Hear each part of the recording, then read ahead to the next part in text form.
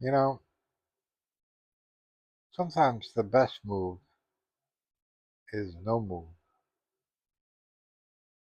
And a lot of people have a hard time with that.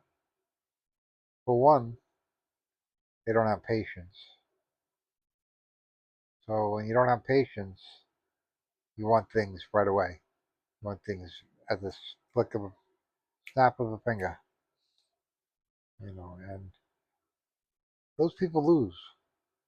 They always lose because they reveal themselves when they don't have to. They show their hand before the game is over. And like I said in past videos, life is a game. Everything's a game. Uh, when you go shopping, it's a game of prices and coupons and how to get out of there spending the least money. And the one who gets the most stuff for the least money wins the game. Now, a lot of people don't play the game. They pay full price. They just go in, get what they want, and leave, and don't care about the game. And that's okay. Stores wouldn't be able to survive if people didn't do that. And they make it hard to play the game. And they get annoying, not hard, but annoying. It's like oh, the coupon says it's an 8 ounce container instead of what you want, which is the 16 ounce container. You know, and the coupons only go on the 8 ounce, but you bring up the 16 ounce, and the cashier will say, "Well, it doesn't work," so it kicks it back. You know, and that's a goal that didn't get into the goal. And stuff like that. And then the date on the coupon, and that's why people like the store card, where they can give them the phone number and they get all the coupons for the store already automatically. People like that, but they don't have to work for their discount. You know, and but when you do that, you pay the full price on the 16 ounce instead of getting the discount on the 8 ounce, because you don't show a coupon and they don't tell you that the 16 ounce doesn't have a discount. So, and you won't not really notice. No, some people watch the cashier uh, like they're watching their baby being born. They keep an eye right on it, But other people, they look at the Inquirer or the magazines on the stand right there which are there for you to buy because they have a catchy story, and you're like, oh, let me find out about what aliens and stuff, and stuff like that. So you'll buy the Inquirer quick, and you won't think about it. You'll just buy it for $3, $4, which it really isn't worth $3, $4. But uh, and that in itself is a game. They put the gum, they put the candy bar, they put all that stuff right by the cashier. You have a whole supermarket full of stuff, a whole store, and the whole aisle full of candy. But they also have it right at the cashier because you'll say, let me get a Milky Way, and you'll grab it and you'll pay for it. And it's just gotcha, gotcha, gotcha, gotcha, you know. And, it's just, you're, you've been trained since a child to get what you want. Your parents did it to you, your school did it to you, your job does it to you. But they don't just give you what you want, they make you work for it. And sometimes they make you work too hard for it, especially a job, you know. And a lot of times you do a lot of work and you get very little pay in return to what they make off of your work, you know. I mean, you might do the whole schematics, the whole blueprints for a building, and make a little bit of money, and the firm will make millions off of that blueprint. You know. But then if something goes wrong, they're gonna say, "Oh, you did that." you know, they don't take responsibility for it. You did that, and again, it's a game. Now if you want to make more of the millions that they make from that blueprint, you have to raise up the ladder. You have to climb the ladder. And once you climb the ladder, you don't make blueprints anymore. You just approve them.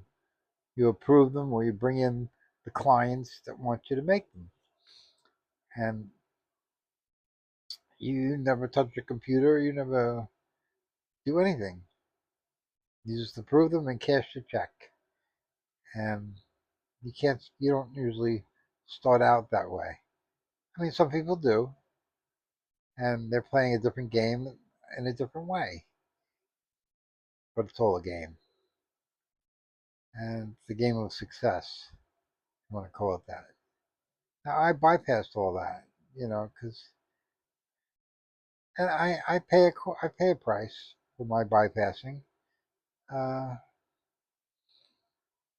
you know, like when you commit a foul in a baseball game or something, and they take the point that you made back because of the foul. You might have scored a run, but then they say, "Oh, you fouled, or you didn't touch the base, so you're out, and you don't get the point." You know, you run that risk too. And I didn't. I went to work right after college in '94, and I retired in '99. Now, I didn't graduate in '94 saying I'm going to graduate. I'm going to retire in '99. No, I didn't do that. I didn't think that. I didn't know that. I didn't have that crystal ball at the time. But that's the events that unfolded. That's what happened. You know, and I got canned more than tuna when I worked in the city after '94. I had many jobs, and I would get fired all the time because I didn't toe the company line. I didn't care about politics, and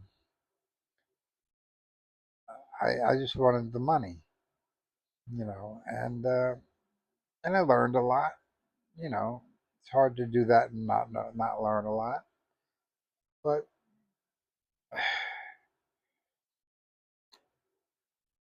I remember I went to a temp agency.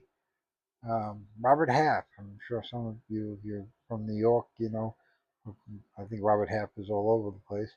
But Robert Half employment agency, and the woman asked me on my interview, said, if I have two jobs for you, one pays less but you learn a lot more, or one pays more but you don't learn a lot more. And she goes, well, which one do you want? Which one will you take? I said, I want the one that makes the money. And she's like, as soon as I said that, she shut down the interview and said, we'll call you. And they never called. They wanted me to take less money so they can make more. Because temp agencies, if you make $20 an hour, the agency is making 40, if not more, on your hour. So if they can get you for less, they can make more of that 40, and that's what their problem was. And she wanted to see if, because she knew I knew what I wanted. She wanted me to say, and I didn't say it, and that was a more towing the company line and learning how to bullshit the bullshitter. And I wasn't bullshitting. I said, I said to her, I said, you when I came here, all you cared about was how much I made on my last job. You didn't care what I did at my last job. You didn't care what I knew from my last job. All you cared was how much I made. And you were going to get me how much I made, and that was it. So when you say, do you want the higher paying job or the lower paying job? With the higher paying job is what you're going to care about. You're going to care about how much I make, not how much I know. So, I mean, there's a disconnect. So,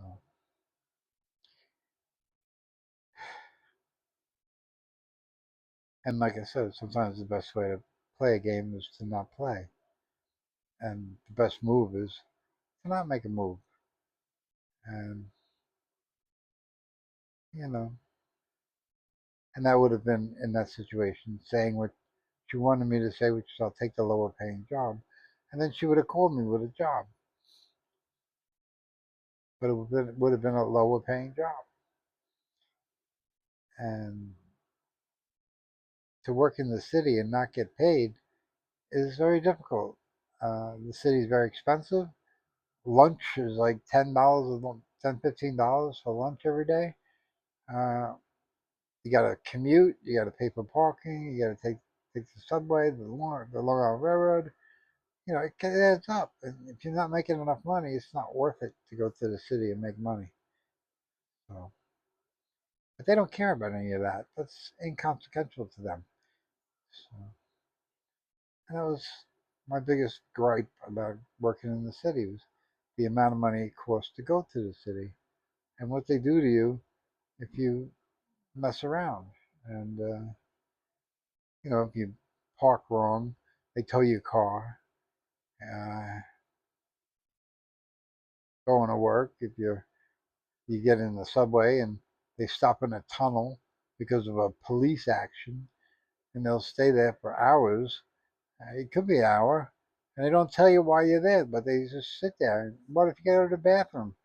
The train is packed. You're in there like a sardine. Uh, People smell. I mean, it's horrible, and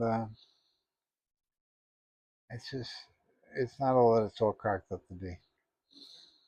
But I won't be doing it again anytime soon. But like I said, the best move is sometimes no move.